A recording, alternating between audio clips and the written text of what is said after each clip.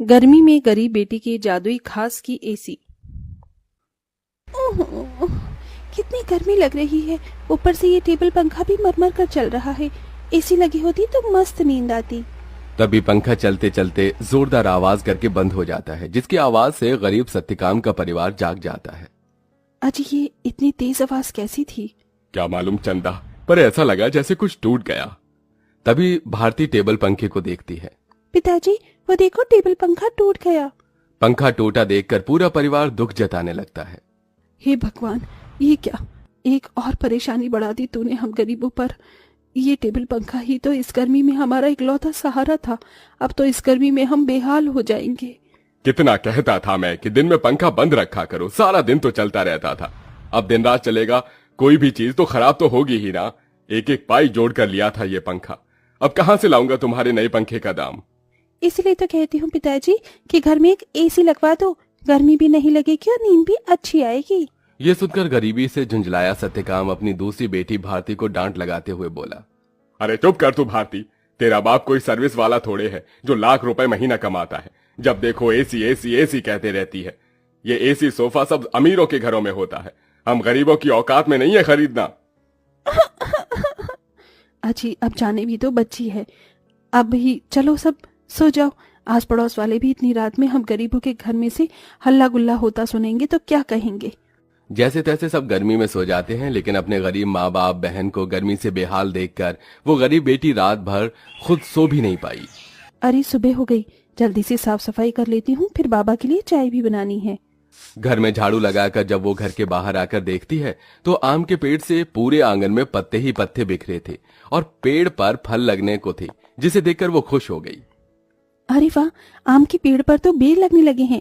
अच्छा है, थोड़े दिन में आम पक जाएंगे। पिताजी को तो आम के साथ रोटी खाना कितना पसंद है। अगर उन्हें रोज अपनी मनपसंद की सब्जी या फिर मीठे आम मिल जाए तो वो पेट भरकर रोटी खाते हैं। लेकिन इस गरीबी में नमक रोटी और चटनी रोटी खाकर ही गुजारा करना पड़ रहा है। इस घर की बड़ी बेटी होते हुए भी मैं अपने गरीब माँ बाप के लिए कुछ भी नहीं कर पा रही हूँ। मेरे प्यारे आम के पेड़, मैं उनके लिए कुछ करना चाहती हूँ। खास करके भारती की ख्वाहिश है कि हम अपने घर में एसी लगवाएं। सबसे पहले मैं अपनी कमाई से अपने घर में एसी लगवाऊंगी। गीतू रोज ही अपने आंगन में लगे उस आम के पेड़ से अपना सुख दुख बांटती थी। वो पेड़ जैसे उसके परिवार का हिस्सा बन चुका था, क्योंकि गीतू ने 5 साल की उम्र में आम की गुठली बोई थी और हर दिन उसमें खाद पानी डालती, जिससे आज पेड़ इतना विशाल और फलदार था। पेड़ के नीचे हर कुछ दिनों में घास उगाती, जिसे गीतू जुगाड़ लगाकर कभी घास की चटाई तो कभी कालीन बुना करती थी।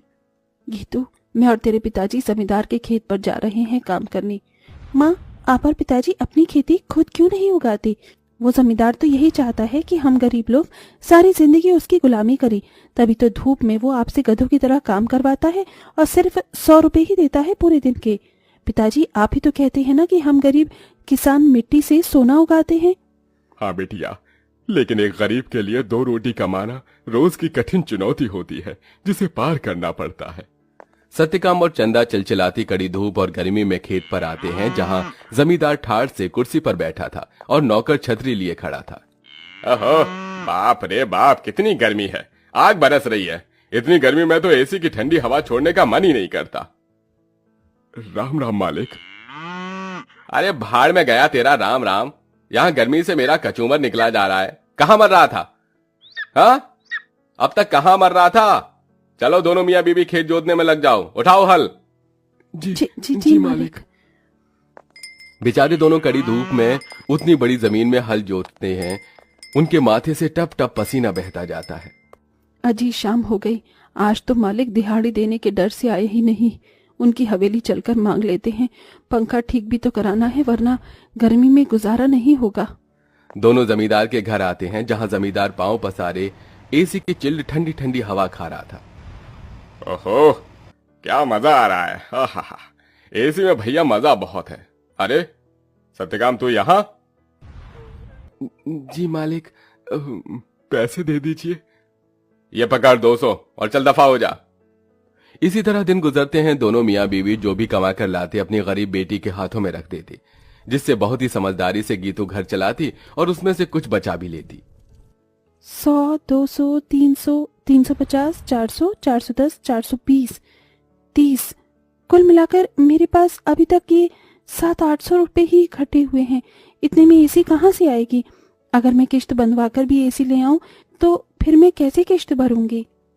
तभी भारती अपनी गरीब बहन गीतू को परेशान देखकर बोली, दीदी, आजकल तो कबाड़ी वालों के पास भी अच्छी अच्छी चीज मिल जाती है। अमीर लोग तो नया खरीद लाते हैं और महंगी चीज भी बेच देते हैं।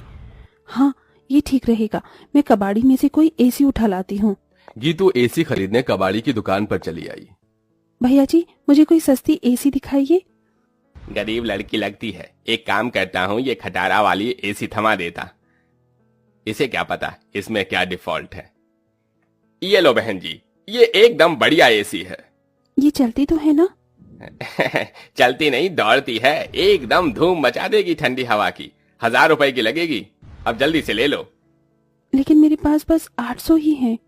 चलेगा चलेगा, दे दो। गीतू खुशी से वो एसी घर लाकर सबको चलाकर दिखाती है।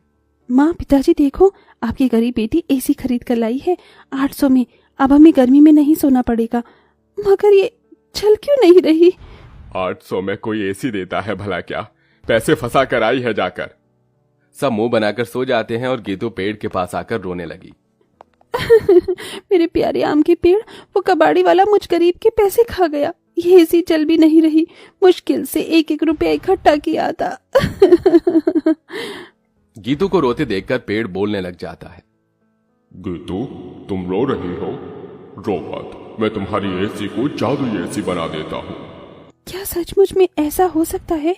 तभी पेड़ जादू करता है और जमीन पर ढेर सारे घास उगाते हैं जो बहुत चमक रही थी।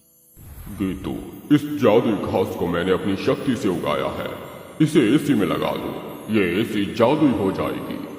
गीतू बिल्कुल वैसा ही करती है। तभी घास का एसी बनकर पूरा होते ही सुनहरी चमक से भरकर चल पड़ता है और पूरे घर को बर्फ के जितना ठंडा कर देता है। माँ, पिताजी, भारती देखो, एसी चलने लगी। पूरा गरीब परिवार घास के एसी को चलते देखकर चौंक जाते हैं। अरे देखो चंदा, हमारी बिटिया ने घास की एसी बनाई है। हाँ जी, लेकिन ये घास की एसी कैसे चल रही है? ये एसी कूलर तो बिजली से चलते हैं। तभी जादुई घास एसी के आंख कान मुंह बन जाता है। एसी इठलाकर बोला, क्योंकि मैं जादुई घास का एसी जो हूँ। ये लो, जी भर के खूब ठंडी हवा खाओ। अरे वाह दीदी, क्या धांसू एसी बनाई है। हम गरीबों जैसे घास की एसी है। एसी तो बड़े बड़े अमीरों के घर में भी नहीं होगी। अब हम गर्मी में एसी की ठंडी हवा में सोएंगे। तभी चंदा रोते हुए बोली, बिटिया, अगर दिन भर इस एसी की ठंडक में ही सोते रहेंगे तो कमाएगा कौन? बगैर खून पसीना बहाए पैसे थोड़ी मिलता है। ये कहते हुए चंदा रोने लगती है। तभी जादुई घास एसी में से ठंडी हवा के साथ नोट बरसने लगते हैं। लूट लो, लूट लो, जितने चाहिए लूट लो। देख क्या रही हो? अरे रामा, ये जादुई घास की एसी तो लक्ष्मी मैया का रूप है। चंदा देख, कैसे करारे करारे नोट दे रहा है ये एसी। क्योंकि मैं कोई मामूली एसी नहीं बल्कि जादुई घास का एसी हूँ। मैं तुम्हें हीरे जवाहरात सोना चांदी सब दे सकता हूँ। एसी के इस कथन को सुनकर गीतू ने उसे आजमाया। अगर ऐसा है तो हमें सोने चांदी के सिक्के देकर दिखाओ।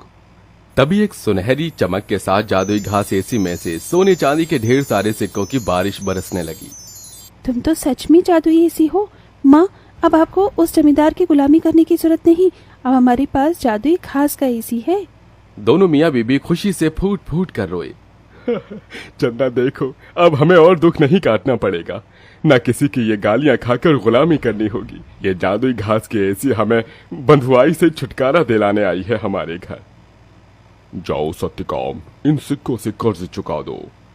सत्यकाम ने जादुई घास एसी से मिले सिक्कों को बेचकर सबका कर्जा भर दिया और उसने पंखा, कूलर, एसी की अपनी दुकान खोली, जिससे गरीब भी कम दाम पर एसी खरीद सके। उस गरीब बेटी के बनाई जादुई घास एसी ने उसके गरीब परिवार का भाग्य बदल दिया।